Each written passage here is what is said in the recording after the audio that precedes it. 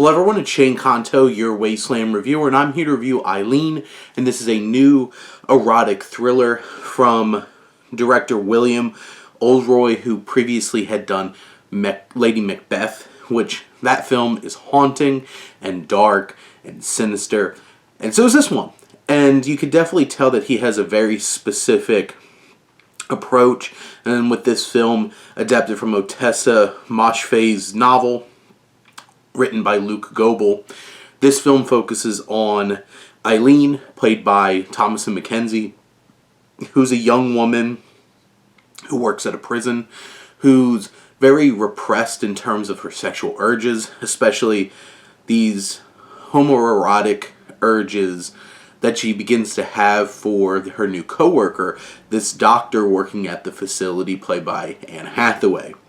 And Thomasin McKenzie's character Eileen is complex and layered and a little messed up, and I think McKenzie does a great job of having this innocent look but always having some kind of darker intention lying beneath her performance throughout the whole film, and that certainly comes into play as the film progresses. And then you have somebody like Anne Hathaway, who I love Anne Hathaway, and she is so just sensual, and there's just so much about her performance here. There's something seductive about the way that she'll even just smoke her cigarette, and there's moments where these two are spending time outside of work, and you can feel that sexual tension, and that's important to the whole story because this really does focus on that repression. And there's moments of Eileen masturbating in public, and all these kinds of things where she's really struggling trying to hold back on her sexual urges.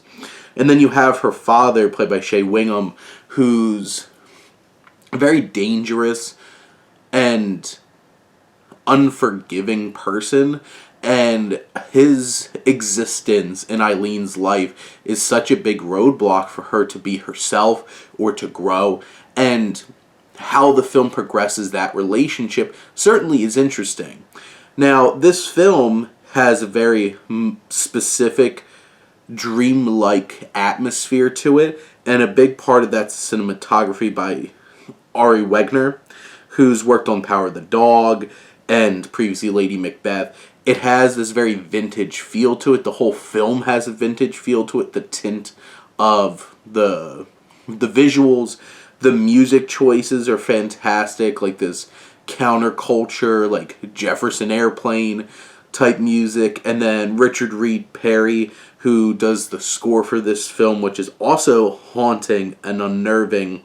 It's all working in so many different levels to create this sense of unnerving suspense and tension along the way, because there's that sexual tension building up, and will Eileen and Rebecca actually consummate these feelings with each other? But then also, the third act of this film goes in a very different direction and really ratchets up the tension and really pushes this film into full thriller mode. Is it too big of a deviation? I could definitely see, and I've seen a lot of people saying this movie completely goes off the rails in the third act. I don't think it goes that far. I do think that it's a challenge for the film to stick the landing after this veering that the third act takes you on. But I do think that the choice of the story elements in the third act still get you to the final points of the arcs, specifically of Eileen's journey, that you feel like we need to get to. So it takes some strange weaving and really unexpected and shocking elements to get there. But I do feel like this film tells this complete arc of this woman she works at a prison, but she's imprisoned in this life that she's stuck in. She's imprisoned in this existence where she can't fully express herself. And does the film accomplish showing a completion of that journey? I think so. Is it beautiful and haunting along the way? Certainly. Does it take some strange directions to get there that don't always work? Also true.